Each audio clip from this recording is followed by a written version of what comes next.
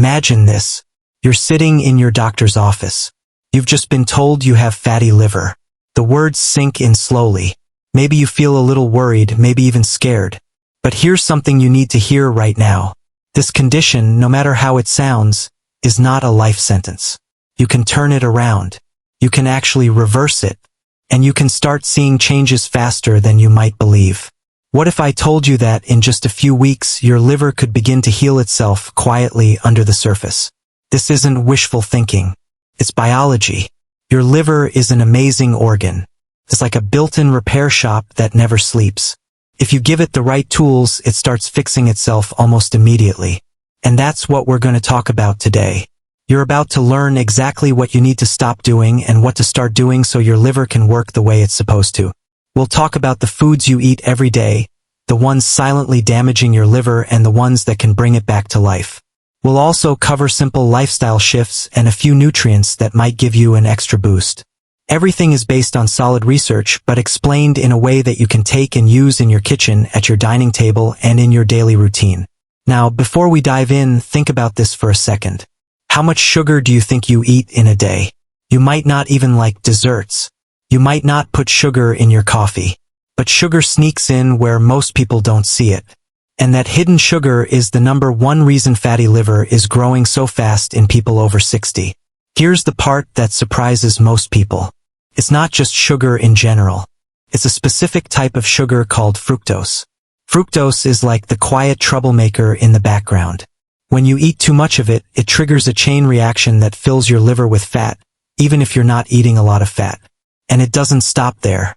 That same process raises your risk for diabetes, heart disease, even memory problems later in life. Now, you might be thinking, but fruits have fructose. Does that mean I should stop eating fruit? No. Whole fruits are not the problem. The way your body handles an apple or a handful of berries is completely different from the way it handles a can of soda or a glass of juice. Here's why. When you bite into a piece of fruit, you're not just getting sugar. You're getting fiber, water, and vitamins. That fiber slows everything down so your liver can process the sugar gently, in small amounts. But when fructose comes in a concentrated form, like in sugary drinks or fruit juice, it's like a flood hitting your liver all at once. There's no fiber to slow it down, no brakes on the system. That's when the fat starts to build up. Studies have shown that even just 1 week of a high fructose diet can start creating fat deposits in the liver and make your body less sensitive to insulin. That's how fast it can happen. So the first big step for you if you want to reverse fatty liver is to cut out sugary drinks completely. And that includes the ones that seem healthy. Orange juice, apple juice, even cranberry juice. They sound good for you, but for your liver, they can be as bad as soda. Next time you pick up a bottle, look at the label. Check the sugar content per serving. You'll be surprised how often those numbers shoot up past what your liver can handle. And it's not just drinks. Dried fruits are another sneaky source. Dates, raisins, prunes, they seem natural, but the sugar is so concentrated because the water is gone. Without the bulk of the original fruit, you can eat way more sugar than your body was designed to process. That extra load lands right on your liver. If you want to give your liver a chance to recover, pull back on dried fruits for now and focus on whole, fresh fruit instead. Here's the encouraging part. When you remove that daily sugar flood, your liver starts to respond almost immediately. Think of it like turning off a faucet that's been leaking onto your floor. The damage doesn't just keep piling up. Your liver gets a break, and it starts to clear out that built-up fat. That's the first tool you can hand to your body. Stop the overload. Now, once you've cut off the main source of the problem, you need to give your liver the building blocks to repair itself. One of the most powerful ways to do that is through protein. And here's a little trick most people don't know. The first meal of your day is the most important one for your liver. It sets the tone for how you eat for the rest of the day. Research on over 9,000 people found something fascinating. Those who ate a high-protein first meal ended up eating less overall and were less likely to reach for processed, sugary foods later. On the other hand, when people started their day with a low-protein meal, they craved more energy-dense, unhealthy foods. Your body is basically deciding at breakfast what kind of fuel it will want for the next 12 hours. So, how much protein are we talking about? Aim for 25 to 35 grams per meal if you eat 3 meals a day. That could be a couple of eggs with some Greek yogurt, a piece of fish, or a serving of beans if you prefer plant-based options. The source can vary, but the key is to get enough. Protein helps in two ways. First, it keeps you full longer, so you naturally eat less without forcing yourself to diet. Second, it supports weight loss in a way that protects your muscle mass. And here's why that matters for your liver. Studies show that losing just 5% of your body weight can reduce fat in your liver. Losing 7% can completely reverse even a more severe form of fatty liver. That's a small change with a massive impact. But there's one more piece to protein that you need to pay attention to. The kind of fat that comes with it. Not all fats are equal. Saturated fats, especially in large amounts, can actually drive more fat into your liver, even more than sugar in some cases. A study comparing two groups of people found that those eating a diet high in saturated fat saw a significant increase in liver fat, while the group eating healthier fats actually built more lean muscle without harming their liver. That doesn't mean you have to cut out all saturated fat. Your body can handle some, but moderation is the key. Think of it as a spice, not the main ingredient. If you eat around 2,000 calories a day, keeping saturated fat to about 11 grams or less is a good target. That might be a small piece of red meat or a little bit of butter, not a full plate of creamy desserts or processed meats. Instead, lean into healthier fats. Fish, nuts, avocados, olive oil, these are like healing balms for your liver compared to heavy, saturated options. If you cook, swap out coconut or palm oil for olive oil. That one simple change can lighten the load on your liver day after day. And if you've been thinking about trying a low-carb or even keto-style diet, remember this. It only helps if most of your fats come from those healthy sources, not from piles of bacon and butter. Carbs play their part too. It's not about cutting out every carbohydrate. It's about choosing the ones that don't slam your blood sugar. Low glycemic carbs like beans, lentils, vegetables, and even dairy digest slowly. They're gentle on your system. High glycemic carbs, white bread, white rice, sugary cereals, fries, those cause spikes that ripple straight to your liver.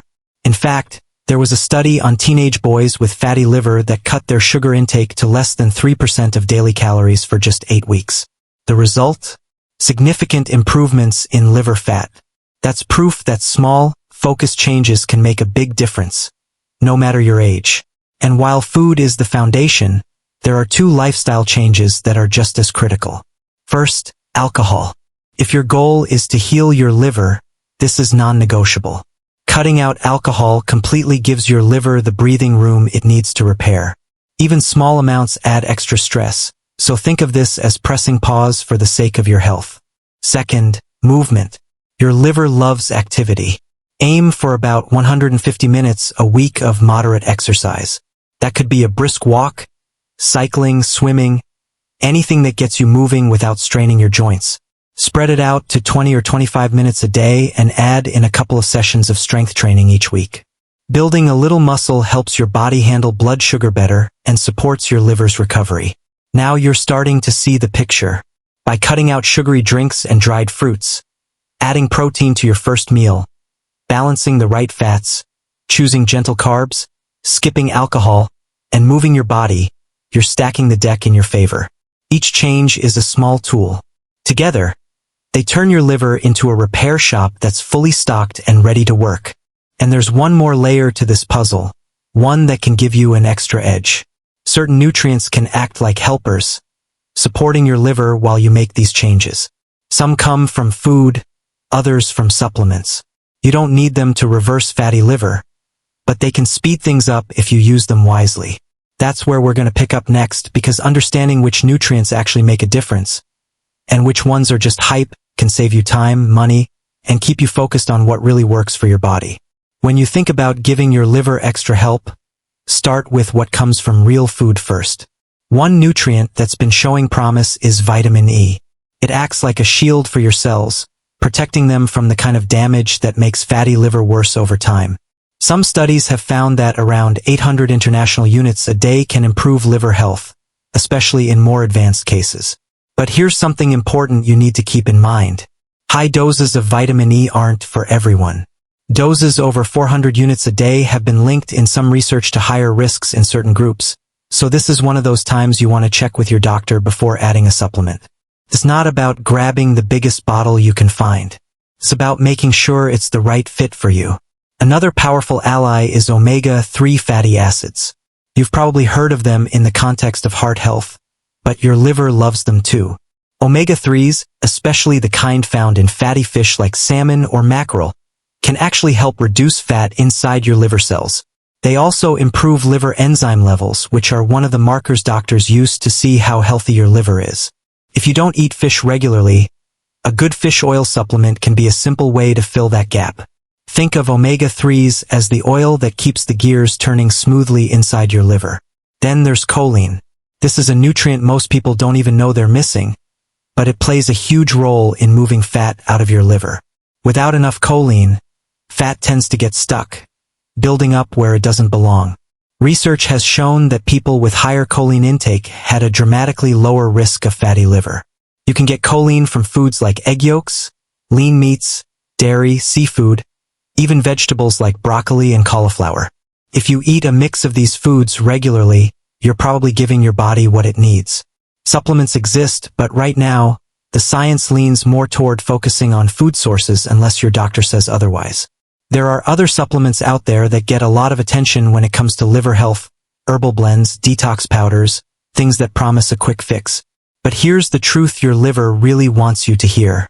There is no magic pill. Your liver doesn't need a cleanse.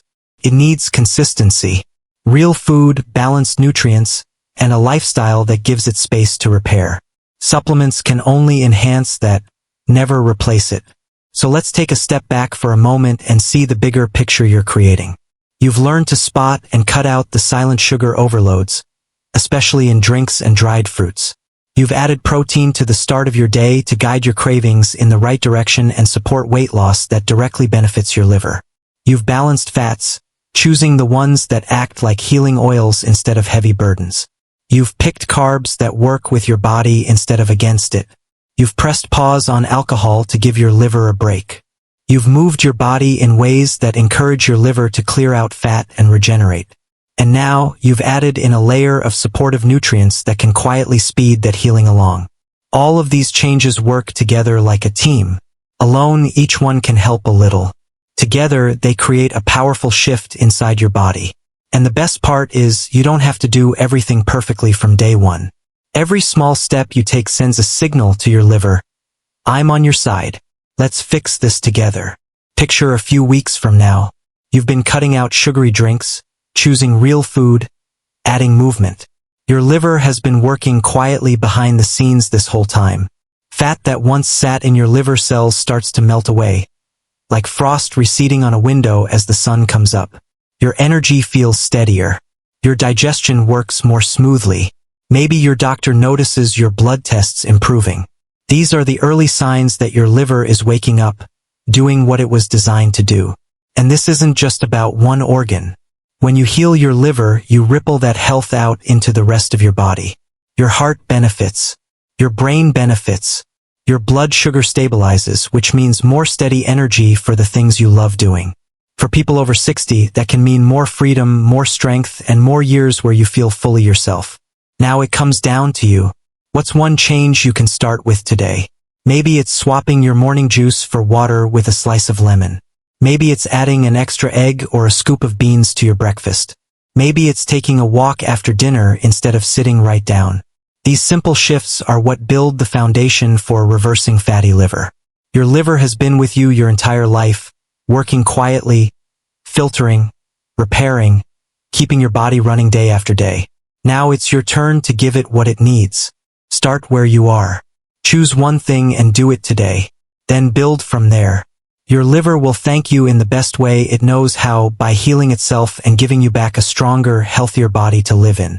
And when you feel that difference, when you start to see those changes in your energy, your health, even in your lab results, you'll know it wasn't luck. It was you taking control, one meal, one choice at a time. So here's my question for you. What's the very first step you're going to take to give your liver that second chance starting right now?